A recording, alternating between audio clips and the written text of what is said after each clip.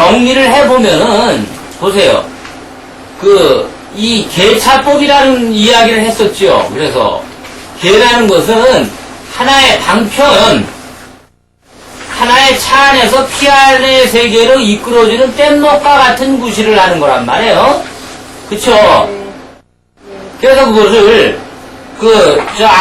경전에도 비유하고 있는 예지만은, 거짓말하지 말랐다고 해가지고 미친 사람이 칼을 들고 쫓아와가지고 누구를 죽이려고 하는데, 거짓말하지 말라라는 이 계를 갖다가 지키려고 고지것대로 일러주면은 오히려 죽게 된단 말이야.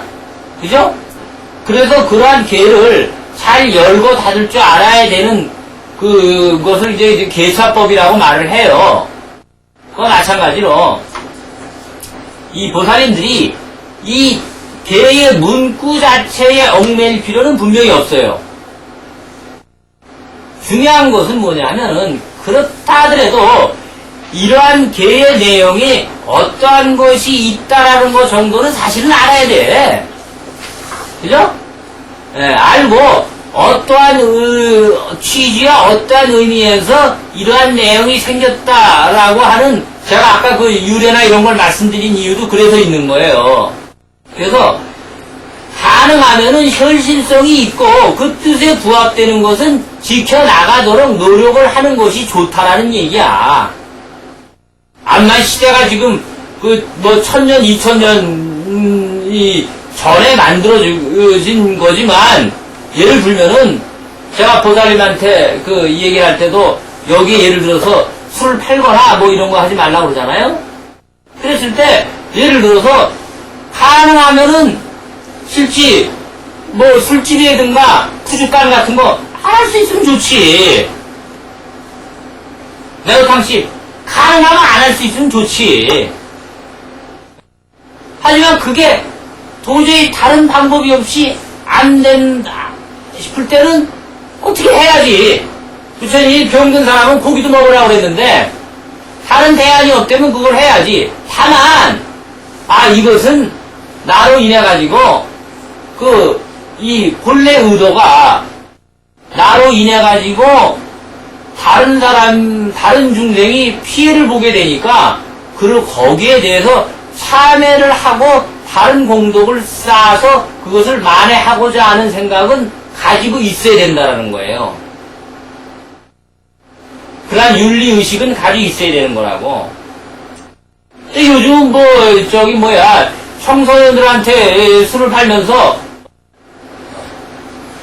지새끼한테는 안 팔지. 지새끼가 술 먹고 조금만 늦게 들어와서 좀 패가지고 더 난리 피는 사람들이 미성년자한테는 물컵에다가 종이컵 물컵에다가 소주 같은 거 해가지고 갖다 주고 말이야. 중고등학교도 교복 입고 뻗었니 저러는데도. 그 다음에 어디 골방에 담배 필 자리도 마련해주고. 그러한 윤리의식은 갖지 말아야 된다 이거예요. 다만 내가 예를 들어서 어려서부터 먹고 살 수 있는 기술을 배운 게 예를 들어서 매운탕 끓이는 기술이라든가 또는 도살하는 이 도축장에서 어려서부터 일을 해가지고 했다든가 그래서 쉬어야지. 그거 아니면 굶어 죽게 생겼어 뭐. 그죠? 다만 근본 정신은 이렇다라는 것을 알고 늘상 참회하고 기도하고 회양을 잘 시키려고 하는 그러한 마음들을 가져야 된단 말이에요. 실제로 인도 같은 데서나 이런 데서 그래서 이 도축을 하고 그럴 때는 죄를 올리고 기도도 하고 그래요. 그리고 서울대학교 같은 데 보면은 이 실험실용 동물들을 위해서 위령 탑도 세워주고 그러잖아요. 제가 가보니까 어느 절에 가보니까 개 상이 이렇게 있더라고. 절에 가면 만약에 되게 탑이나 이런 것이 있게 마련 아니에요. 근데 개의 상을 갖다가 불딱 모셔놓듯이 거기다 놓고 꽃다발도 갖다 놓고 부처님 얘기하듯이 똑같이 신도들이 하는 걸 봤어. 일본 스님한테 물어보니까 이 나름대로 유래가 있더라고. 유래가 있어가지고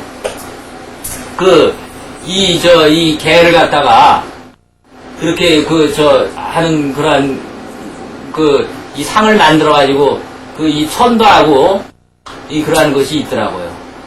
그러니까 이 개의 정신이라는 것은 우리가 깨달음을 얻기 위해서 올바른 수행을 얻기 위해서 해야 된다라는 거예요. 근데 이건 도식적인 얘기인데 사실은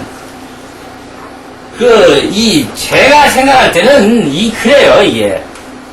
이게 근본적으로 다시 이제 돌아가면은 불교가 뭐냐라고 했을 때 칠불통객의 얘기를 많이 하잖아요.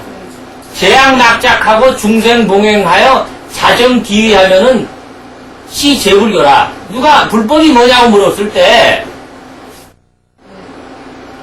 불교는 무엇입니까? 라고 물었을 때 악을 짓지 말고 재앙낙작 중선봉행 착한 일을 받들어서 행한단 말이야. 그래가지고 스스로 그 뜻과 마음이 성화가 돼가지고 깨끗해진단 말이야. 그게 견성이 되는 거지. 저절로 저게 성품이 드러나니까. 그럼 그게 불교란 말이야.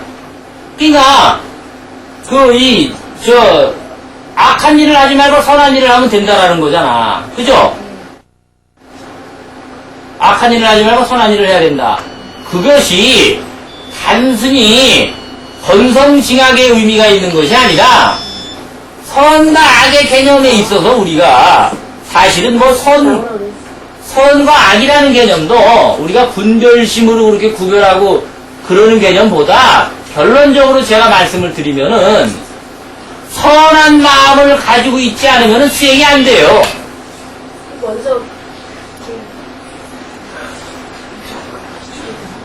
무슨 말씀인지 아시겠어요? 선한 마음을 가지고 있지 않으면은 공부가 안 된다고. 공부할 수 있는 인연이 안 나요. 악한 마음을 가지고 있으면은 공부할 수 있는 인연이 안 나요. 우리나라 불교에서는 제가 화엄경 정리하면서 서문에서도 약간 언급을 좀 했지만 자꾸 공덕을 강조를 해. 공덕을 강조를 한다고. 근데 이 공덕을 강조하는 이유가 보시를 많이 얻어내기 위해서 공덕을 쌓으라고 그런다고. 공덕이라는 것은 곧 뭐하고 연결이 돼요? 돈하고 연결이 되거든. 물질하고. 물 쌓는데도 돈 많이 내놔라. 그래야 공덕이 돼야 된다. 그런 식의 어떤 노골적이진 않으지만은 내가 볼 땐 그런 분위기로 유도를 해가는 측면이 솔직히 있다고. 맞는 얘기죠. 물질을 갖다가 보시를 하고 하는 것이 공덕이 안 되겠습니까? 그죠? 그리고 제가 말씀드렸듯이 불법을 만나가지고 공부를 하고 수행을 하려면은 마음이 선해야 되고 공덕을 쌓아야 된다고. 또 반대로 공덕을 쌓고 선한 일을 하게 되면은 공부하는 마음이 저절로 이루어져요. 그러니까 암만 악한 사람도 연보를 하고 사경을 하고 참선을 하면 순해진다고. 선해진단 말이에요. 저절로 그렇게 돼. 그러니까 이 악한 사람은 공부를 할 수가 없게 돼 있다고. 그런데 사실은 이 공덕이라는 것이 물질에 대한 공덕을 우리나라 불교에서는 교묘하게 그런 식으로 이제 묵시적으로 좀 이용하는 그러한 것에 대한 비판을 말씀드리지만 가장 큰 공덕이 뭐겠어요? 불교에 있어서. 가장 큰 공덕은 수행이에요. 수행. 사실은 공부하는 게 가장 큰 공덕이라고.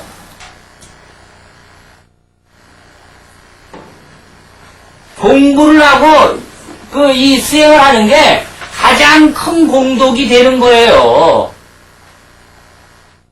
오죽하면은 금강경에 한 사국에 등 한 기절만이라도 자기가 읽거나 쓰거나 또는 다른 사람을 위해서 설한다면은 삼천대천 세계를 실보로서 장엄을 한다 그래도 그 공덕이 한 구조를 읽거나 쓰거나 다른 사람이 얘기한 거에 10만 분지 1 내지 100만 분지 1 내지 1000만 분의 1에도 미치지 못한다고 얘기를 한단 말이야. 얘도 그런 얘기 나오고 경전마다 그런 얘기 무수하게 나와요. 그죠? 그런 공덕이 엄청 크다라는 거야. 법보시의 공덕이 그만큼 크다라는 거예요. 다시 말하면은. 왜? 물질이라는 것은 결국은 없어지는 거 아닙니까? 하지만 어떤 사람이 법보시의 공덕, 법을 설해준다거나 또는 어떤 이런 책을 갖다가 사가지고 어떤 사람한테 줬단 말이야? 그럼 그 불처님의 한 기절 때문에 그 사람의 인생이 바뀔 수가 있잖아. 그럼 그거보다 더 큰 공덕이 어디 있겠어요? 그죠? 분명히 그렇죠? 그 사람한테 얼마나 많은 돈을 줘도 그거 써서 없어질 거 아닙니까? 그죠? 그러한 의미에서 보면은 사실은 지금 제가 보살님들한테 하고 있는 것이 엄청난 보시를 해주고 있는 거예요. 엄청난 보시를 해주고 있는 거라고. 그걸 알아야 된다고. 네? 보살님도 이 당부 학원인데 이 가장 큰 공덕은 이 수행이라는 거 이거를 갖다가 명심을 하라고요. 그 다음에 누구를 위해서 착해야 된다. 이런 차원이 아니라 올바르게 수행을 하고 내가 편안해지기 위해서는 사람이 착해야 된다라는 거. 근본적으로. 그래야 선신이 옹호를 한단 말이에요. 선신이. 무슨 말씀인지 아시겠죠? 오전 스님은 여기서 한 걸음 더 나가가지고 사부기한테 그랬다는 얘기를 한 거 아니에요. 너는 착한 일 하지 말라고. 그랬더니 그 사부기가 그럼 악한 일을 하란 말입니까? 그랬더니 오늘 이런 쪼다 같은 놈 봤나? 야, 인마, 선한 일도 하지 말라고 그러는데 하물며 악한 일을 해서 되겠냐고. 그 얘기는 뭐냐면은 설사 선한 행을 해서 공덕을 쌓더라도 그거 스스로가 자기가 나는 선한 짓이다. 나는 생각을 내면 안 된다라는 거야. 말하자면 공덕을 쌓더라도 무주상 고시에 공덕을 쌓라는 의미란 말이에요. 무슨 얘기인지 알겠죠? 네. 저래 뭐 하는데 돈 얼마 내놨다고 말이야? 조금 잘한 사람 up신여기고 또 많이 좀 내놨다고 해가지고 말이야. 나 이만큼 내놨는데 스님이 대접 좀 안 해주나? 그런 거를 경계하는 말이 원효스님과 사복 이 얘기라고. 아시겠어요? 네. 네. 질문 있으십니까? 선생님 여기 34번이나 잠시라도 소승을 생각하지 말아야 이게 요거는 소승을 생각하지 말아라는 얘기는 사실은 이 대승계가 이 대승 쪽에서 하는 사람들이 만들어 놓은 거기 때문에 원래 대승 소승이라는 말 자체가 따로 있는 것이 아니에요. 그래서 이것이 번역이 실제로 여기 대승 소승이라고 경전에 나와 있는지 내가 원래 저 원문을 확인을 안 해봐서 모르는데 아마 이게 실제로 만약에 한문본에 법망경의 한문본에 대승과 소승이라는 표현이 써져 있다 하더라도 그것은 본래의 산스크리트 원본을 중국에서 극단적으로 잘못 번역을 한 것이 아니냐.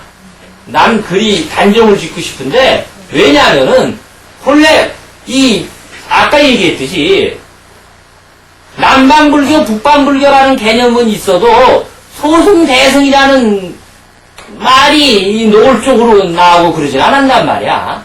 소승대승이라는 말이 오히려 남방불교 사람들이 자기네가 대승이라고 그런단 말이에요. 그러니까 이 소승이라는 말은 대승불교가 일어나면서 그 부파불교에 있던 그러한 무리들을 향해서 너희들은 너희들만 깨닫고 너 혼자만 마음이 편해지려고 하는 그러한 불교니까 조그만 불교를 하는 거니까 넌 쪼다 불교다 이거야. 조그만. 그러니까 너는 소승이고 우리는 큰 불교를 믿는다. 그래서 여러 사람이 같이 타고 갈 수 있는 승자가 탈승자 아닙니까? 네. 기차나 버스 같은 여러 사람이 같이 갈 수 있는 대승을 하는 거고 너희는 소수이니까 오토바이 아니냐? 그러니까 니들은 쪼다 불교다. 그래서 얕보는 의미에서 대승 쪽에서 소수이라는 표현을 쓴 것뿐이라고. 실제로 이 경전의 어떤 내용을 가지고 소승과 대승으로 구별할 수는 없어요. 그건 말이 안 되는 거야. 부파 불교와 무슨 불교 뭐 유식 이런 식으로 나눌 수는 있어. 여러 가지 그런 학술적인 그런 걸로 나눌 수. 아까 종파 얘기했듯이 뭐 법화경을 중심 사상으로 한다. 또 유심 사상을 중심으로 한다. 뭐 이런 식으로 해가지고 나눌 수는 있어도 경전에 있는 내용을 이거는 소승이고 이거는 대승이다 라고 나눠서 얘기할 수는 없단 말이에요. 그 비근한 예로서 아라한이라는 말을 하지요. 네. 이건 아라핫대의 이제 그 아라핫대가 원어인데 한문으로 해서 아라한이라고 돼 있어가지고 사전이나 이런 데 보면은 소승의 가장 깨달음의 큰 경지에 오른 사람을 아라한이라고 그러잖아. 네. 그지? 그런데 실제로 학자들이 연구를 한 바에 의하면은 그 당시 부처님 당시에는 깨달은 사람들은 다 아라한이라고 그랬단 말이야. 아라한이 한문으로 하면 은공이거든. 마땅히 세상 사람들의 공양을 받을 만하다라는 얘기야. 그리고 은공이라는 것은 열의 10호 중에도 들어가거든. 열의 은공 정변지 명행적 해가지고. 그지? 그럼 부처님도 아라한이었단 말이야. 부처님도 그 당시에는. 그러면 부처님이 소승이야? 아니거든. 그러니까 내가 볼 때 이 소승과 대승에 대한 것은 이것을 소승 대승 그러한 식으로 나누는 개념을 우리가 이제 버려야 돼요. 다르게 나눠야지. 또 실제로 우리나라가 대승 불교는 표방하고 있지만 해는 집 보면은 무슨 대승이야. 소승 불교를 우리가 소승 불교하고 얕보는 그러한 스님네들이 오히려 계율은 더 철저하게 지키고 수행은 더 열심히 하잖아. 그죠? 그러한 관점에서 우리가 무슨 대승이다 소승이다 라는 거에 대한 이 개념을 달리 하자고. 물론 경전에도 이 대승과 소승이라는 그런 개념들이나 이런 것들은 분명히 있어요. 왜냐하면 보살이라는 자체가 대승이 발생하면서부터 보살이라는 개념이 생기거든. 그러니까 이제 이게 앞으로 더 하게 되면은 그 보살이라든가 대승불교, 소승불교에 대해서도 언젠가는 좀 정리를 해 드릴 수 있는 아마 이 시간이 올 거예요.